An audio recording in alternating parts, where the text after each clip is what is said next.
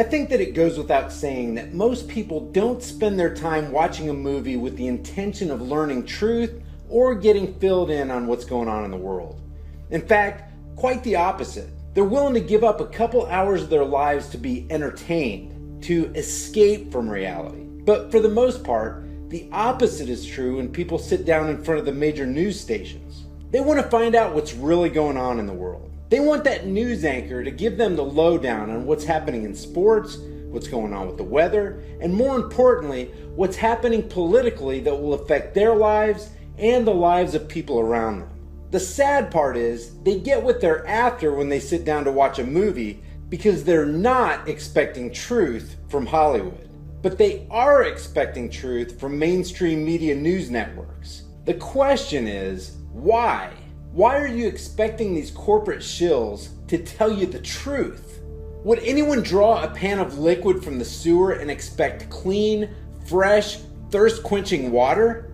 Then why, after being lied to time and time again by fake stream media, would we continue to watch corporate actors expecting to be enlightened by some nugget of truth or wisdom? If we haven't learned by now that the major networks are in league with government psychopaths, even to the extent of priming people with pro-war propaganda, which straps unborn human beings with transgenerational debt and costs the lives of untold numbers of soldiers and civilians.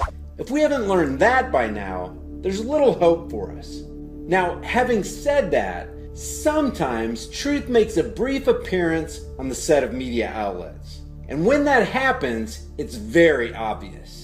Enjoy this breath of fresh air and share it with those who may still have their heads in the sand regarding these simple truths. I'm not a military man here, but if the North Koreans were to start any kind of military offensive against one of its neighbors, that country would probably be incinerated in a matter of hours. They're not going there, but if you read Western media, it looks like we're dealing with a lunatic state, just as James pointed out. Go ahead, Ken. Well, I really believe this is more smoke and mirrors than anything else, and I think the timing couldn't be more obvious. This recent false flag event in Syria and Trump's absolute U-turn and ridiculousness, insulting the American people and the world with his beautiful babies and concern for the Syrians, is nothing more than a complete total continuity with the policy of the United States over the last few decades, and that would be to completely destroy the Middle East. Now, when Trump did this, so many of his constituents, those who supported him and got him into office, were outraged. They voted for him in direct opposition to Hillary Clinton because they knew that World War III was a virtual absolute with her, that psychopath extraordinaire criminal with a husband who likes to fly off with Jeffrey Epstein on the Lolita Express to go do God knows what while he dismisses his Secret Service heading to the U.S. Virgin Islands. So this thing that's happening with North Korea, I believe, is nothing more than smoke and mirrors to divert from the real policies which are going to be continued because Donald Trump is owned by the very same interests that own the U.S. Congress, and the policies are to continue to destroy the Middle East. Right. I do believe that they're going to head into Syria and go ahead and bring in U.S. troops, and a lot of those U.S. troops who saw what happened with Syria in the last couple of weeks came out and made some amazing YouTube videos and said, what the hell are you doing, Donald Trump? So for me, and aside from that, the United States never fights anybody who can fight back.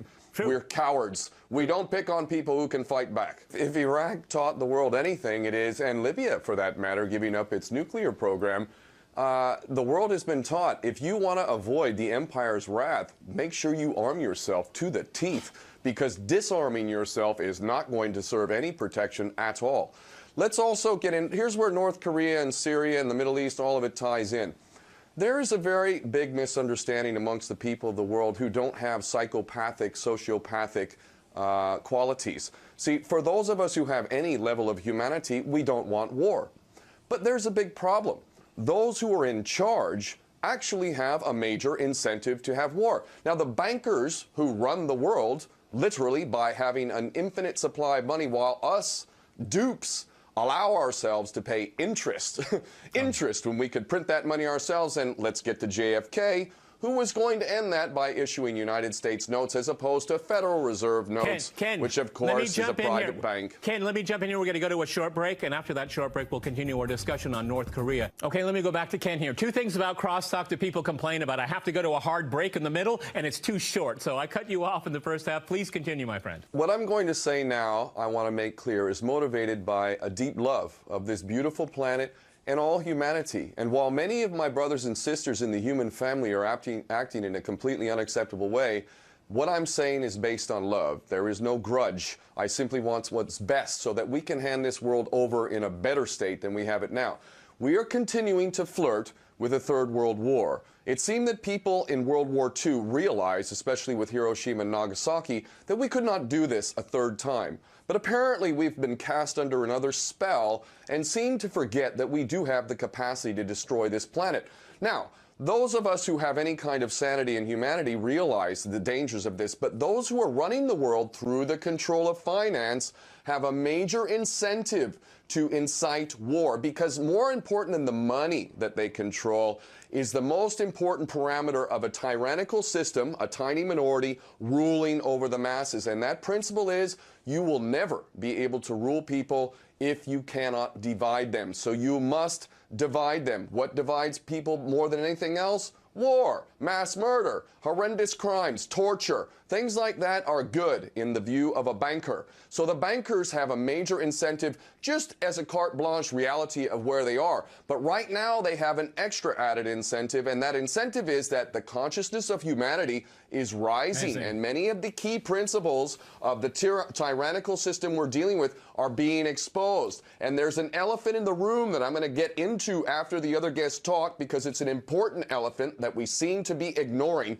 But the major point that I want to make right now is that those who are in charge of this world have a major incentive to instigate a third world war. And this is where I would disagree with my brother Mohammed there in Russia if you think that logic and rational behavior and sense is the guide, because attacking North Korea would be catastrophic, of course. And I used to live in Hawaii. Hawaii may well be incinerated, literally. Hawaii would be a primary target, and I love my Hawaiian brothers and sisters, and I'll be damned if I'm going to sit by and say nothing that is relevant to that situation because I'm afraid of the consequences. So I'm going to get back to the elephant in the room after the other guests have a chance to talk. But make no mistake, those who are running this world right now have a major incentive for a third world war. Another place we can go to is Iran, which I'm heading back to again. There's 100,000 victims in Iran from the chemical weapons that Saddam Hussein used with the aid of the CIA. This is a matter of public record. Let us remember how he was our favorite little attack dog in the Middle East, and that we had to attack Iran for having the audacity of getting rid of our puppet, the Shah. And the Iranians, all too ironically, while being told, the whole West being told that these are the evil people who want to exterminate the Jews and all this kind of nonsense, the Iranians had an amazing debate within their nation back in the 80s when they were being attacked by weapons of mass destruction from Saddam Hussein and chemical weapons. And there was a debate about whether they should even attack Basra and Baghdad with weapons of mass destruction. And you know what their answer was? No, we can't, because we're a God-fearing nation, and it would be immoral, and God would not approve. So this is yet another example, 100,000 victims of chemical weapons in Iran. So, yeah, America's moral authority hasn't existed for decades, and I have been shocked that even back in 2003 that people were talking about weapons of mass destruction in Iraq. Excuse me, the United States is the biggest producer, distributor, and user of weapons of mass destruction, and it's going to be the moral authority to talk about who can and can't have them? It was absurd then. It's even more absurd now. $60 billion weapons to Saudi Arabia, the most grotesque nation on the planet. Women have zero rights. Again, I say, how is it possible that the United States can talk about its concern for women and selling $60 billion worth of weapons to Saudi Arabia, in which women aren't even considered humans, quite frankly? They're not allowed to go out alone. They can't drive. They don't vote. The Saudis have been elected to the UN Commission for Women's Rights. Just like they were elected early on. That's probably the most Orwellian ending of crosstalk of all time. We've run out of time, gentlemen. Guys, don't forget to take a second to go to the highimpactflix.com website and subscribe if you want to see more of my content. One way or another, we're going to fight censorship. Hopefully, the people at YouTube will get their heads out of their asses long enough to realize that thinking people on their platform aren't going to tolerate their tyrannical tactics for much longer. But I wouldn't hold my breath. Guys, if you like what we're doing here on this demonetized, censored channel, and you want to support the effort, the Patreon, PayPal, and Bitcoin links are below. If you want to support the channel by grabbing a shirt or two, check out the new in-your-face designs like Black Rifles Matter, Escape from California, Taxation is Legalized Theft, and Sheepvolution. I'm adding new designs every week, and I do take design requests, so check back often. Thank you guys for subscribing, watching, sharing, and especially for all your kick-ass, thoughtful comments. I'll see you guys in the next heavily censored, demonetized video.